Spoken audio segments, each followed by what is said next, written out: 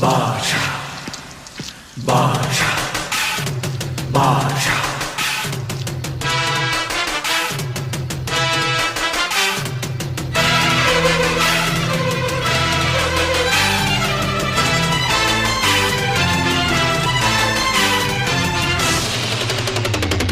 பாஷா